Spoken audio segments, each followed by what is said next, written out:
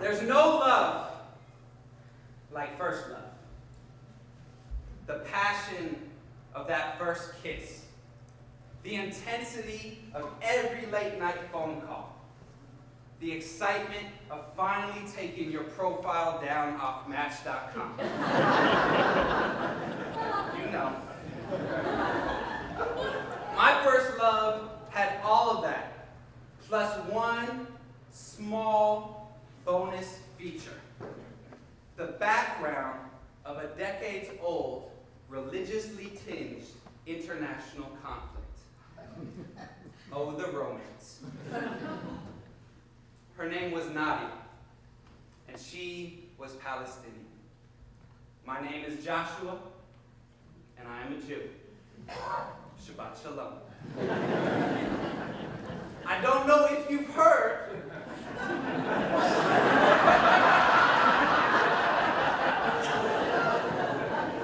Mill Valley,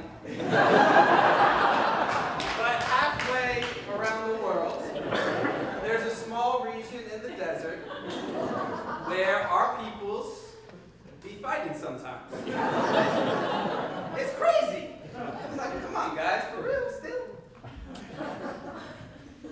But hey, this is America, and everyone gets along over here, right? So when I met Nadia, anything was possible. I was 19. I was home in DC taking a summer class at community college. And on the first day of class, this beautiful woman came and sat right next to me. She had long black hair and these deep brown eyes. It was an urban planning class. I was taking it by mistake.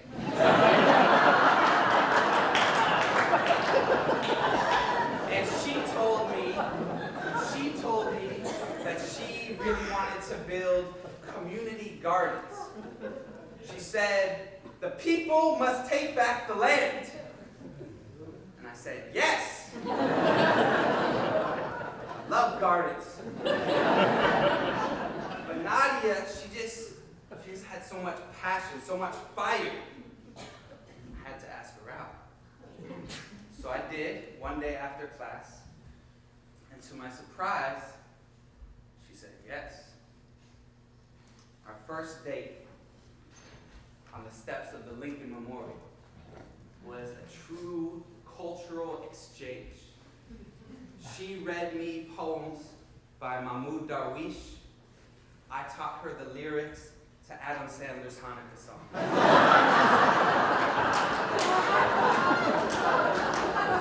We ate hummus. She called it hummus. Falafel. Washed it down with some nice manchettes.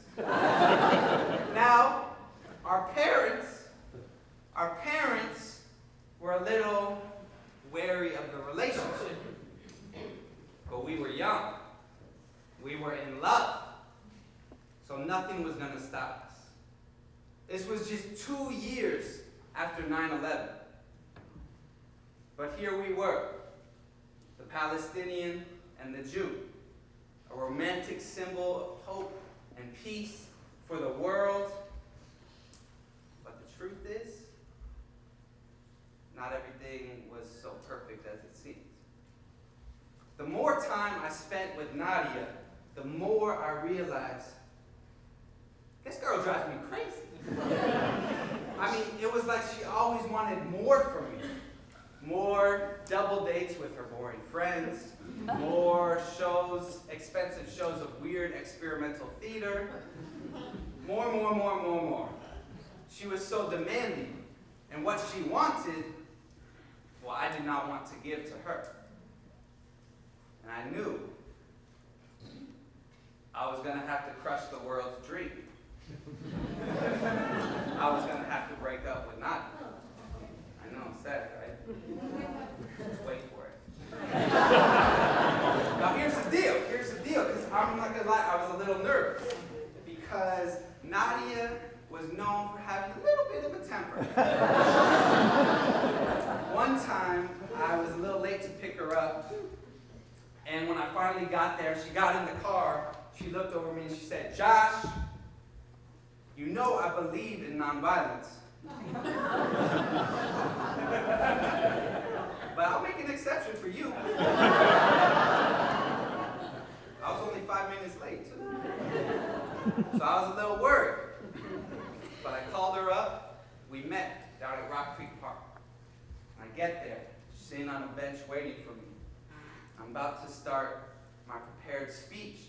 But before I do, she turns to me and says, "Josh, we need to talk." That's funny. That's how I was going to start. "What's up, Nadia?" "I think we should see other people." "Oh, hell no. No. You are not breaking up. I'm breaking up with you." And she's like, "Well, here's the deal. It's not that I don't love you, Josh. It's just I feel sometimes like you're smothering me. It's like I don't have room to breathe. It's like I need some freedom. You occupy so much space in our relationship. I just need some independence in my life." And she kept going on about how I was trying to control her life and never asking her opinion. And by then, she's yelling. And I could feel it. I could hear the passion in her voice. And her skin was glistening with sweat. And her eyes were just that deep brown passion and rage. And I'm sitting on the bench and I fell in love with her all over again. I had never wanted her so much in my life. I mean, you know that feeling that when someone tells you can't have something, you want it more, right? I remember I'm like that all the time, ever since I was a kid. I remember when I was a kid and my mom told me that I couldn't have ice cream on my birthday. I said, "Fuck that." I went straight down to Baskin Robbins, had all 31 flavors myself. That was the best birthday I ever spent. So when Nadia told me that she was gonna leave me, I had to go all boys to men on her. You all might not get exactly that reference, but it went like this. I had to get down on one bended knee. It's a song. And I had to be like, "Baby, please don't go. Give me one more chance, Nadia. I promise. I'll do anything. I'll do whatever you want. You want more freedom? Yes. You want to watch more chick flicks? Awesome. I love Reese Witherspoon. Let's do it." But I get this feeling that if me and you can't be happy together, this whole world's going to go crazy.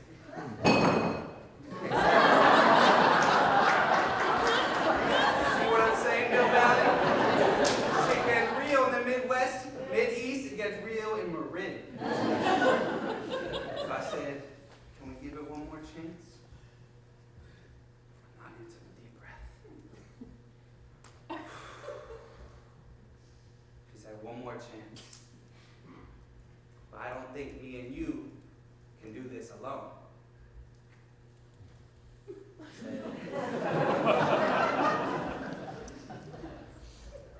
"You want a threesome?" She said, No. "Josh, well, kind of. I mean, I think we need professional help. A couples counselor." We were 19. And so, the very next week, Nadia and I found ourselves sitting in the office of Washington, D.C.'s top teenage couples therapist. His name was Dr. Matthew. And he had the reputation of solving the toughest conflicts with care and compassion. Dr. Matthew was like a cross between Colin Powell and a Berkeley yoga teacher. And when he opened the door, I knew this was going to be interesting. "Okay, beautiful spirits. Today,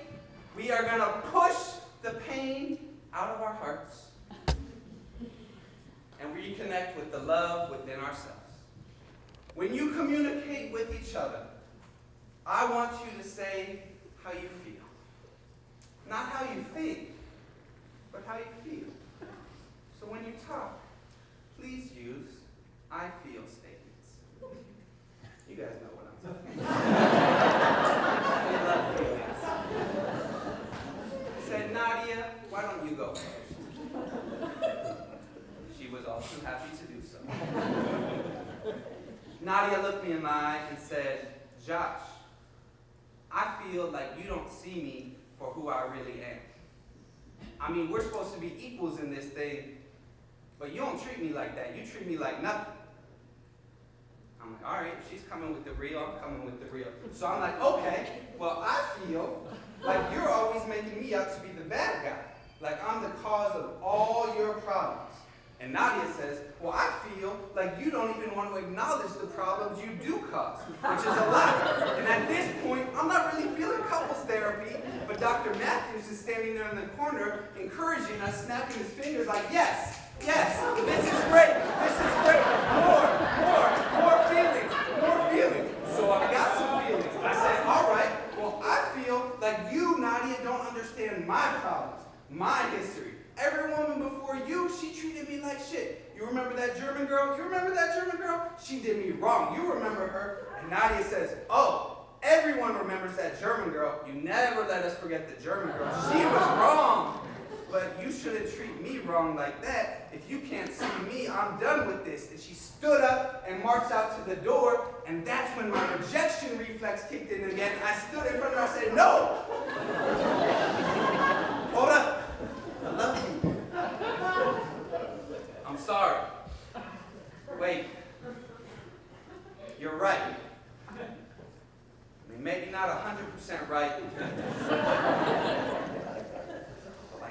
Maybe like 68% right. Which is a lot of percent. I've been hurt too. But that's no excuse.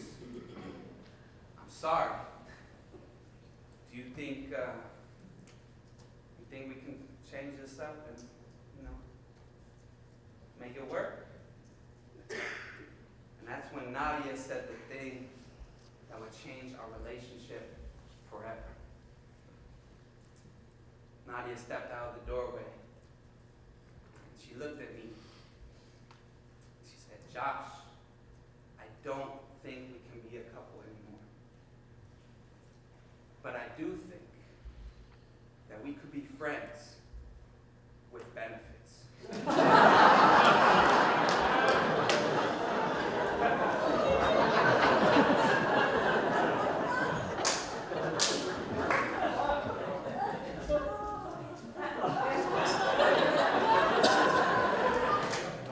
Friends with benefits, I said.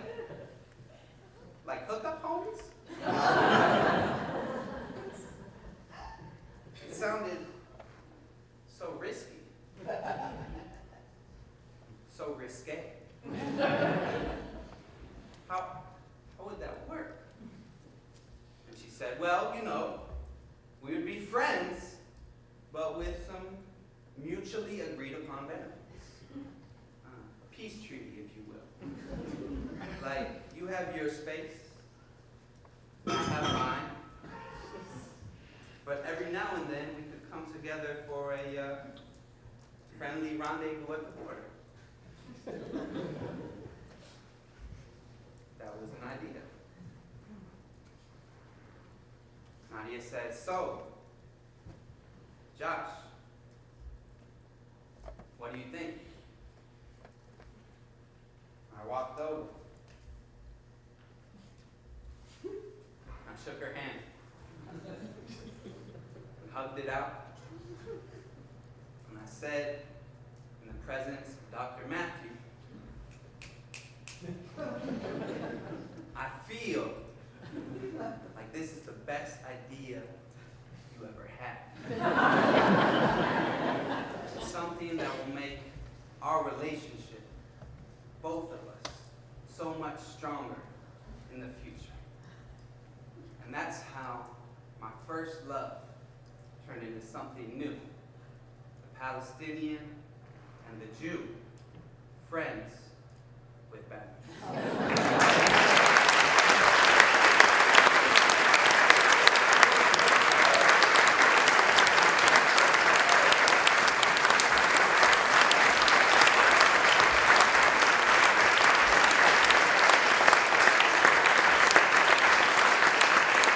Mill Valley Library, thank you all so much.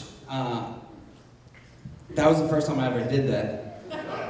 Holy shit. All right, thank you all so much. I really love y'all. Give it up for all the performers, all the storytellers, Kevin, Marcus, Kat, Joan with the digital story, all the 5 people who came up and did the lightning round. Give it up for yourselves. Give it up for the free wine. Give it up for Clara and the amazing Mill Valley Library staff for putting this on. You all have been an amazing audience. Please get home safe. It is raining out there and we don't know how to drive in the Bay Area. So y'all have a good night. My name is Josh Healey. Y'all have a great night. Peace, y'all.